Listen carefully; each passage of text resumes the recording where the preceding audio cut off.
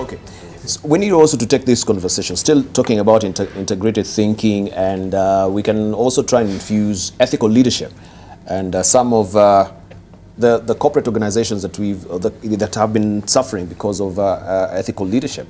A case in point is what we have with the Nakumatt right now. And we have this particular editorial cartoon that Gabriel had drawn. Where is it? There on the screens. Right, and everyone taking a piece of the Nakumatt. Yeah. So everyone is having a share of Nakumatt there. We have total structural management overhaul. This is what the government is saying. You have the investor pulling at one of the tasks there, a strategic investor and partners, capital injection equity, long-term strategic plan, easy access to loans. And, you know, we can see this is just a skeletal structure of Nakumatt right now. The big debate is the big merger that also now the competition authority has come. Alice in Wonderland. Yes. Alice in Wonderland. Alice in Wonderland. There is no way that merger makes any sense under any rule of business that I know, right? And for the last 18 months, each announcement that's come out of Nakumatt, I've started to discount more and more, and I think we're now at a position where I discount it to zero. You've got debt in there, which is declared debt of $180 million. It's much more than that. Tuskys is going to take on that debt? No. Are they mentally insane? Right? I mean, which company would take on that debt? What on earth are you going to do with it? So there's no way this merger is ever going to happen. It's a question of pronouncing the last rites and calling a spade and being done with it. You know, really, this is a farce. And then at one point I read, you know, they were discussing a government bailout of a private company. What's going on? How big is your resource envelope? You're now cutting the development budget for the second election. Forget it. So I think, you know, and I would say, I haven't heard anybody call it for what it is. This game is over. The question is who's pronouncing the last rites. I think the competition authority has come to the fore and said they have a problem with this particular merger. Because also they've not really declared, as you said, the sort of debts that maybe Nakumatt is still holding that is not really the... problem is a lot of people have probably got lent money there, and the problem is the day you pronounce the last rites, you're going to provision in full. Yeah. That's the only thing I that's think the concern with this company is its impact on the wider economy. On a wider economy. That is really where everybody's panicking around that. If you're talking about all the suppliers who are owed money, we have got all the people who have got facilities which are being given to this organization. You've got a wide range of people who, when the day you're going to put that, you know, that nail in the coffin, they're going to sort of have some serious internal issues as a result of Nakumatt. Absolutely. Right? And that is the one thing that everybody's sort of walking away from, right? And all this, all these things that are playing around, you know, sort of, you know, strategic investor, so and so, we are cutting out the tail and this and the other, all that is just delaying that decision. Right? It'll have to come at a certain point, and this economy had better be ready for it. Yeah. And I think we need to start planning for the fact that that is the eventual. And I support Ali fully. Yeah. That is where people are sort of have got kid gloves at the moment. And yes, it's been a great brand. It's been everything else. What went wrong? And I think that is really what we should be focusing on. In fact, and this is the difference between those companies that are listed, where there's a lot of controls and things are being forced down their throat so that they comply and work better against the non-listed companies, which are private companies, which have almost literally, some of them, no ethics at all. And theirs is basically to get as much out of the, you know, out of the economy as they can and stash it away somewhere. In fact, right? And we need to address that. Yes. Right. In the retail sector, it's actually a fundamental flaw in the retail sector. Because you saw the challenges with Uchumi, now it's Nakumatt. Yes. If you looked at the prompt payment study that was released, some work that was done between the retailers, manufacturers, suppliers, and the Ministry of Trade, it's actually a fundamental and systemic problem in our retail sector. You go and supply your goods, you're not paid for almost 6 months in some cases, because there's no regulation. There's no framework under which these businesses are regulated in any way. There's a choice. I'm not one to... pay, you don't pay. You pay, you don't pay, it doesn't matter. I expand, I open 20 branches, I have supplier debt. So there's lack of regulation. I'm not one to push for regulation in sectors, but for the retail sector, there's actually agreement, even with the retailers, that the sector needs to be regulated for their own sake. So because yes, issues like what we want to do is have co-regulation, start with self-regulation within the sector. so that the retailers and the suppliers are able to regulate themselves. But the government must come in. So the discussion in the prompt payment report is to look at having Office of Fair Trade within the Ministry of Trade, so that when the self-regulation doesn't work, the government comes in to ensure that people's payments are made in time. There's a tribunal being proposed, because this sector is highly unregulated. It's holding people's money, because the moment I deliver goods to you, that's my money. And if you can hold it for 6 months, we've seen SMEs actually shut down because of this. Yeah. I was reminded a bit with this Nakumatt situation of Kenya Airways too, where the greatest source of failure is success. They were expanding, they were growing, it was Pride of Africa, it was Nakumatt branches everywhere and going into the region. But the expansion got too big for itself. And it went on for so long that it got more and more out of hand. I was a director of a company that was a big supplier to Nakumatt, and every board meeting was dominated by this one issue: what do we do with Nakumatt? Because it's not an easy choice to cut them off and stop supplying, when you also have multinationals who are supplying you, and you have targets and they'll go to somewhere else. It's very complicated.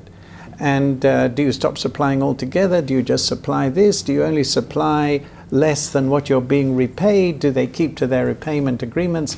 It's been a nightmare, and of course the nightmare is going to get infinitely worse.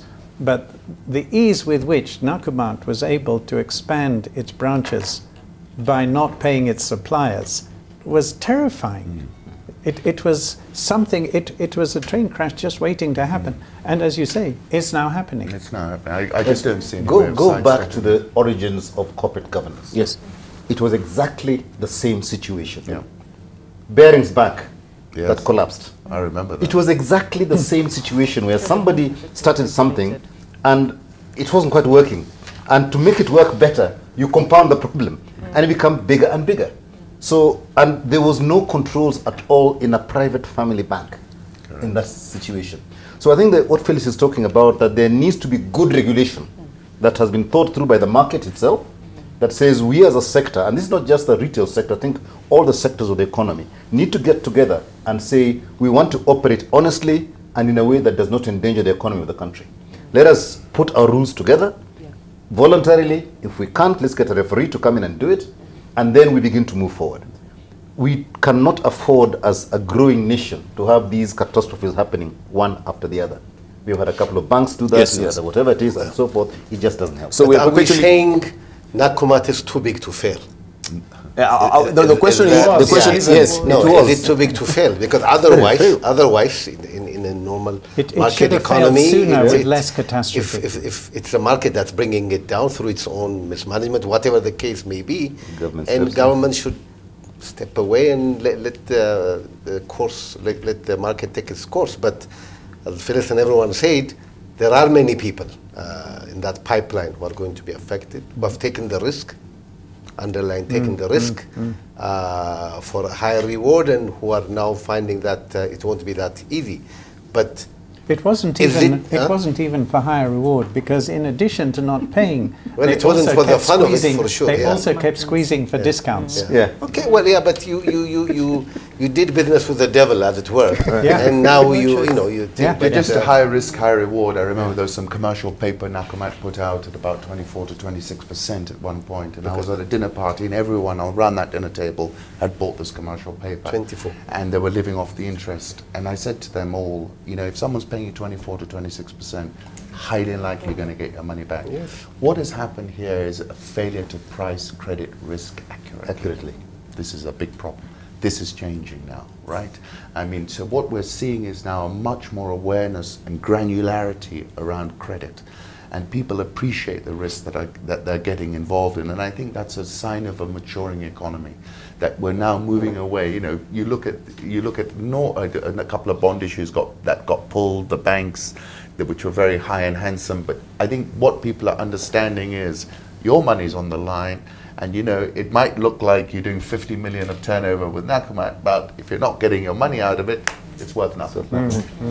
And Nakumatt, I think, and Kenya Airways blew huge opportunities. Kenya Airways, I remember a time when I came back from England 11 years ago, I had to fly to Kinshasa. Economy class cost me about $2,000 return. They had enormous margins.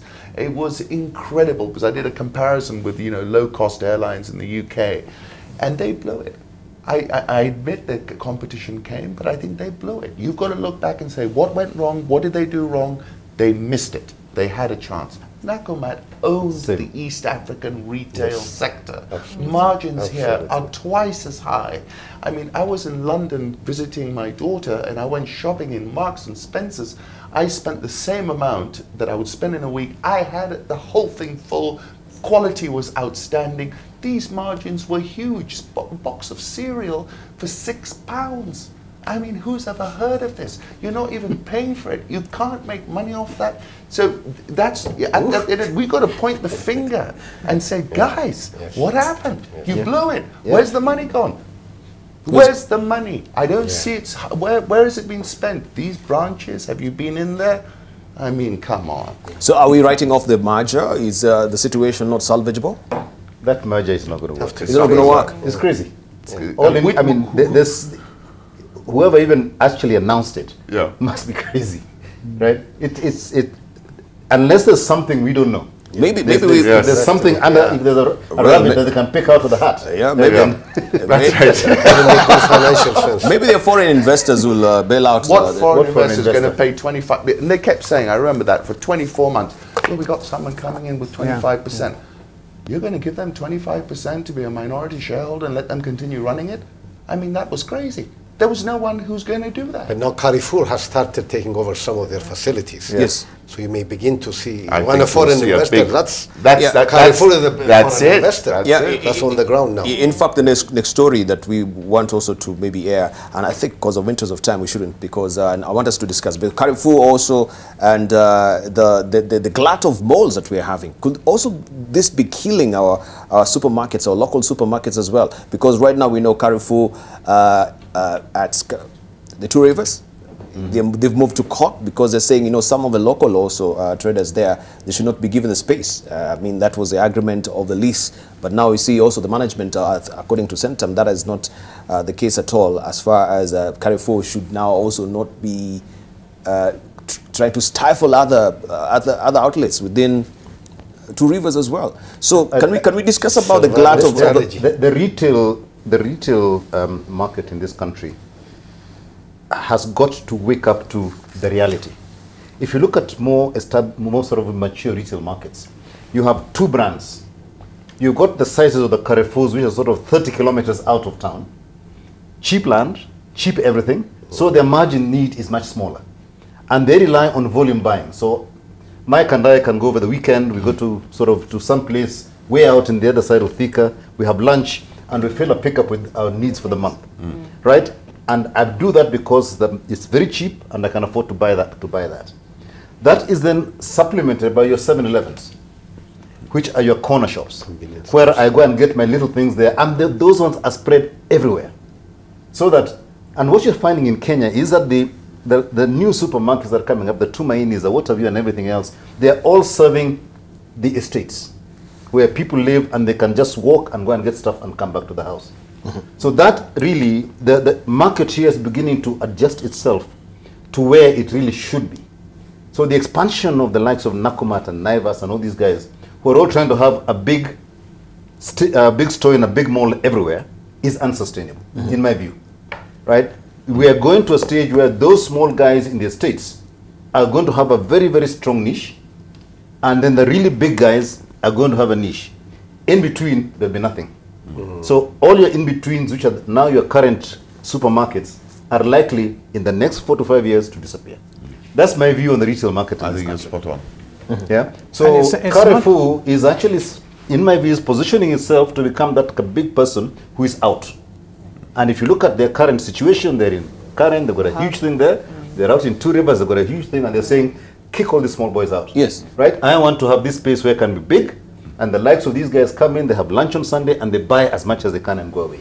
I worry about all the other tenants. You go to Junction and all these designer shops, they only sell watches or they only sell handbags or something. There's never anyone in them. I don't know how they ever thought they would pay their rent, never mind make a profit.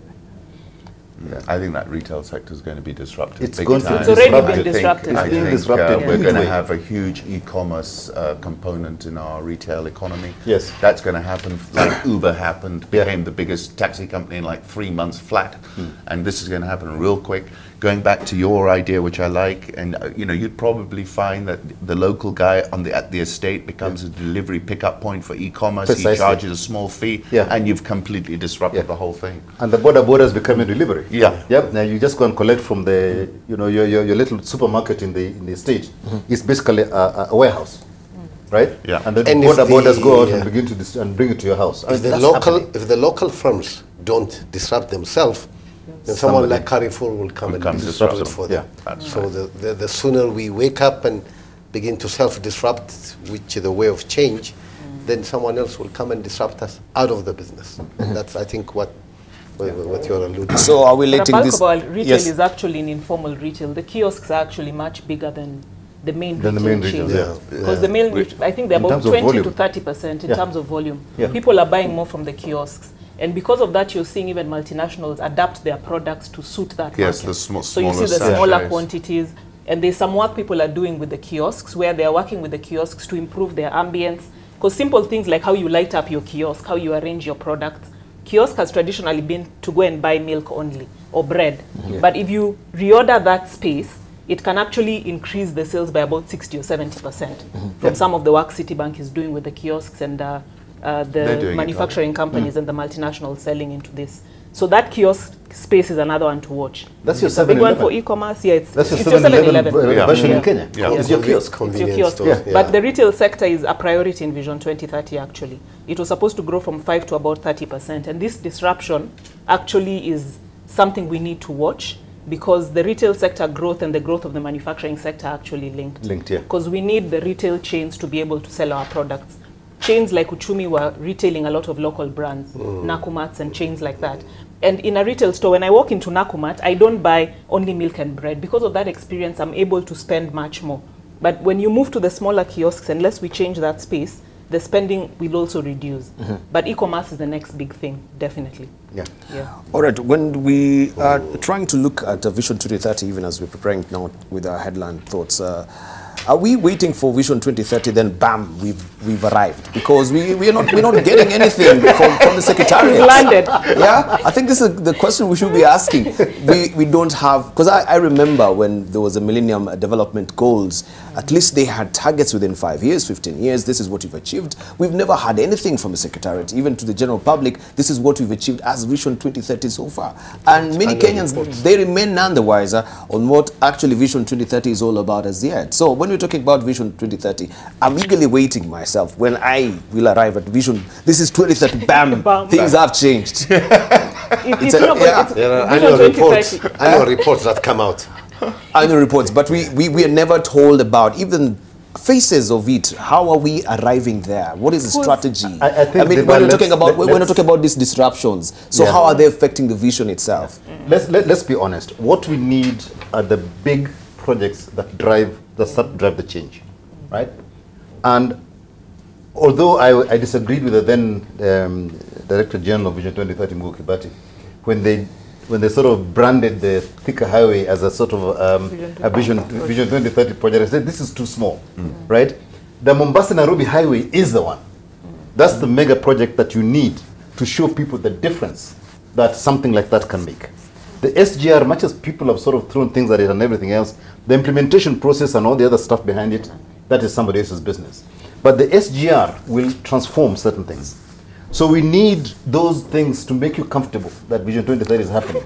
We need 6 or 7 of those things that the government commits to, Yes. to make happen, and people see the difference, then they begin to copy. Because we're a very good copying nation, right? And Mombasa-Nairobi Highway all the way to Busia, that's the first one. That will make people think, and it will begin to spur economy along there. The SGR all the way through, that's another good one. We then need to think north-south.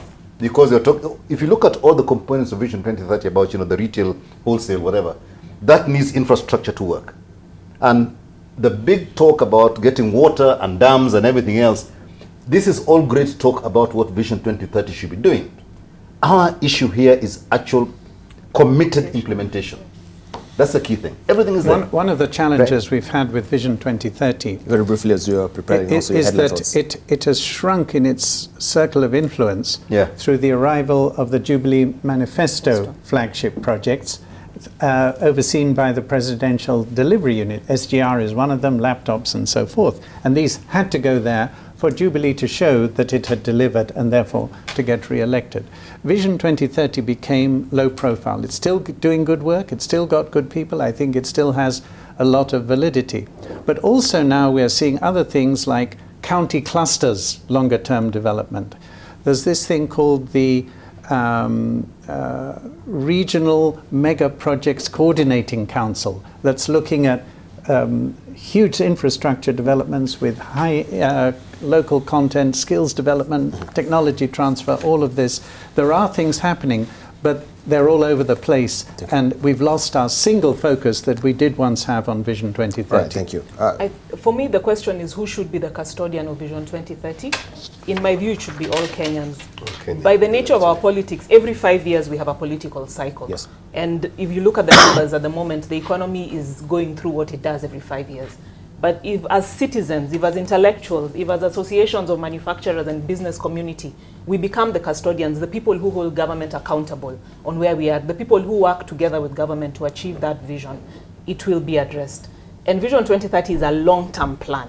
It's a plan that we won't wait and arrive in 2030. It is the steps we make every day, the big projects we do, the consistent growth of the sector, the competitiveness, fixing the day-to-day issues we talk about will actually get us to Vision 2030. And getting our politics right at the end of the day will take us there. Thank you. Patrick. Yeah, I think Vision 2030 is an embodiment of the future of Kenya, in a way. It was well thought out. All the components were there. And if you remember where Vision 2030 came from, it was what was called the National Economic and Social Council, which brought everybody who had an interest in Kenya together to craft this way forward. That National Economic and Social Council has not met for 7 years. And they were the people who were basically overlooking the implementation of Vision 2030. Therein lies our problem. I think we've got a great vision. We just need to put in the structures that are going to ensure that is going to be continuously implemented. Therein lies a problem. Then we'll come to African Development Bank for funding. Your closing remarks. No, but this Vision 2030 is like a person with two sets of eyes. One set of eyes is a microscope that looks way in for the next 20, 30 years. Telescope, sorry. That looks into the next 20, 30 years. And the other set of eyes is a microscope that drills down on what's happening today. So it is a vision. It's not something you pull out every day and look at. It's a roadmap that guides you to where you want to go. But then there are baby Vision 2030s, smaller versions every year, every 5 years that you keep referring to, so that, as you say, you don't wake up one day and it's 2030, but you Aly-Khan. go along. I think the point you're making is that we can set a vision, and 2030 is such a long way away in a world that's moving at this phenomenal pace. So, like you said, and I like that metaphor. You've got to look at with a telescope and microscope, right? And right now, I think that microscope needs to be looked at very aggressively because of the speed and velocity of change that we're seeing in our economy right now all across. Thank you. Aly-Khan, Satchu, the CEO of Rich Management. Thank you for coming through. Also, Phyllis Wakiaga, CEO, Kenya Association of Manufacturers. Thank you for coming through. Mike Eldon, the chairman of the depot. Thank you also for your insight this morning. Patrick Obath, Director, International Chamber of Commerce. Thank you.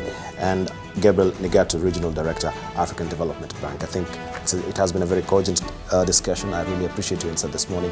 And of course, trying to tell Kenyans how the state of the economy is. You've been watching In the Market here on AM Live. My name is Debarl Inea. Have a lovely day and thank you for sharing your morning.